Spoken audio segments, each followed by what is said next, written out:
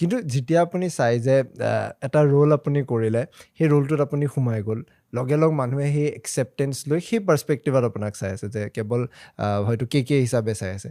নতুন চৰিত্ৰ এটা পাই যোৱাৰ লগে লগে সেই ৰোলটো আকৌ মানুহে পুতুকে একচেপ্ট নকৰে লগে লগে এটা কম্পেৰিজন আহি যায় কিমান কঠিন এজন এক্টৰৰ কাৰণে সেই বস্তুটো ব্ৰেক কৰি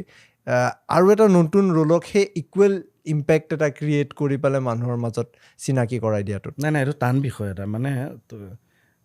বাহিৰৰ পৰা হয়তো মই দেখুৱাই দিব পাৰিম যে মই বেলেগ এটা চৰিত্ৰ কিন্তু তথাপিও সেই সৰু সৰু যিবিলাক চাইক'লজিকেল কথা থাকে আমাৰ সেই কথাবিলাকত গম পায় মানে ইনভলভমেণ্টবিলাক আৰু মই প্ৰেক্টিকেলিটো পাইছোঁ এনেকুৱা ধৰণৰ কথাবিলাক এতিয়া মই